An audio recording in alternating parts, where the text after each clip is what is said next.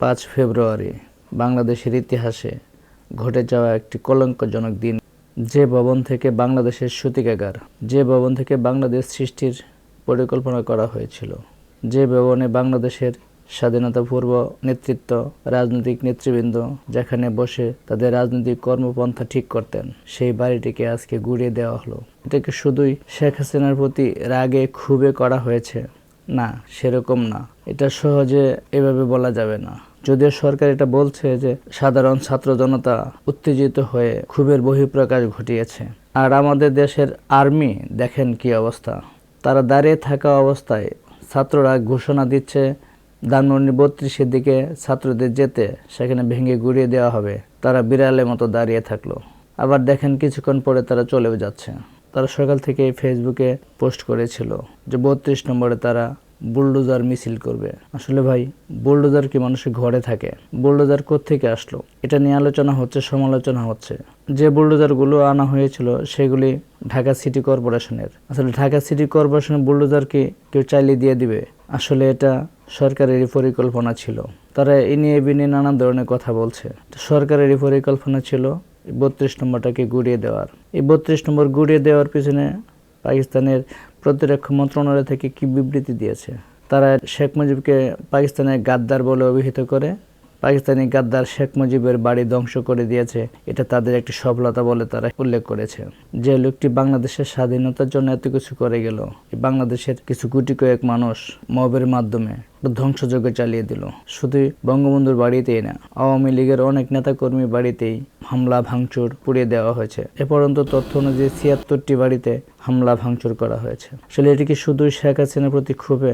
না, এটা শেখ হাসিনার প্রতি ক্ষোভে না, এটা পাকিস্তানি একটা পরিকল্পনার অংশ হিসাবে এটা কাজ করলো। ডক্টর ইউনূস তো ক্ষমতা গ্রহণের পরে বলেছিল যে রিসেট বাটনে পুশ করে অতীত মুছে দেওয়া হবে। তার মানে তারা 71কে মুছে দিয়েই তারা তালেবানি শাসনতন্ত্র কায়েম করতে চাচ্ছে।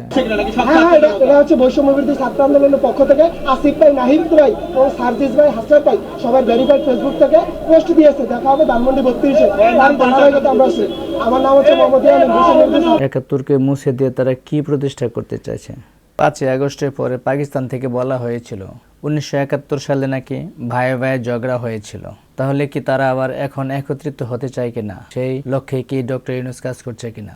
যেহেতু বর্তমান সময়ে জামায়াতি অলিখিতভাবে ক্ষমতায় আছে, 71 সালে যে যুদ্ধ হয়েছিল সেটা নাকি ঝগড়া হয়েছিল, যুদ্ধ হয় নাই। তার মানে কি আবার দুই ভাই মিলেমিশে গিয়ে কি আবার একই রাষ্ট্রে পরিণত হবে কিনা? তার একটা শঙ্কাও আছে। পাকিস্তানের প্রতিরক্ষা মন্ত্রণালয় থেকে যে বিবৃতি প্রকাশ করা হয়েছে সেখানে বলা হয়েছে তৎকালীন পাকিস্তানের গাদ্দার হিসাবে শেখ মুজিবকে অভিহিত করা হয়েছে।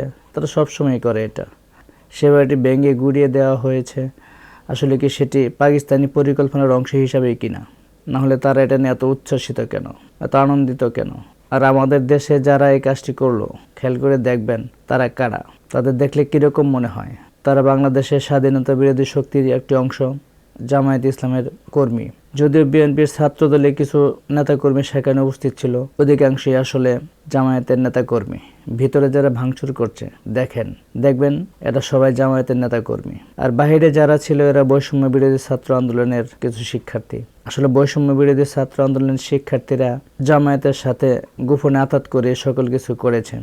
সমন্বয়কদের মাঝে প্রায় অধিকাংশই জামায়াতের শিবির কর্মী এবং আওয়ামী লীগের মাঝখানে ছাত্রলীগের ভিতরেও যারা ছিল অধিকাংশই জামায়াতের শিবিরের লোক ছিল। তারাই শেষ পর্যন্ত ভিতরে থেকেই একটা ডিজাস্টার করে দিয়ে গেল। আসলে পরিকল্পনাটা হচ্ছে বাংলাদেশকে আর সম্মানের বাংলাদেশ রাখতে চায় না, তারা ভারত বিদ্বেষী মনোভাব দেখায়। এর অন্তর্নিহিত বিষয়টি হচ্ছে পাকিস্তানকে তারা মনে প্রাণে ভালোবাসে আর তাদেরই পরিকল্পনা বাস্তবায়ন করতে যাচ্ছে তারা।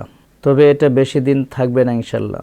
আজ হোক, কাল হোক, 1 বছর পর হোক, 2 বছর পর হোক, এর চরম প্রতিশোধ এই বাংলাদেশের মানুষ নেবেই।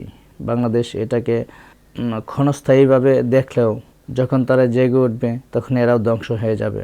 হয়তো এমনও হতে পারে এর পরবর্তী কোনো এক সময় বাংলাদেশে পাকিস্তানপন্থী স্বাধীনতা বিরোধী কোনো রাজনৈতিক দলই হয়তো আর বাংলাদেশে থাকবে না, এদের গুঁড়িয়ে দেওয়া হবে। সাধারণ জনগণই গুঁড়িয়ে দেবে যখন বুঝতে পারবে তারা পাকিস্তানি এজেন্ডা বাস্তবায়ন করতে চাচ্ছে। দেশে কোনো সরকার আছে কিনা বোঝা যাচ্ছে না, নাকি সরকার পরিকল্পিতভাবে এই ঘটনাগুলো ঘটাচ্ছে। না হলে দেখেন তারা 24 ঘন্টা 48 ঘন্টার মতো প্রায় সময় চলে গেল, এতক্ষণে তারা হুঁশ হয়েছেন। যে কিছু একটু ঘটছে, এতক্ষণ তারা ঘুমিয়েছিলেন।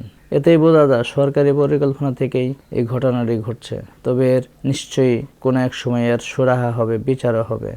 সবাই ধৈর্য রাখবেন, ভালো থাকবেন। নিশ্চয়ই আল্লাহ ধৈর্যকারীদের সাথেই থাকে। আল্লাহ হাফেজ।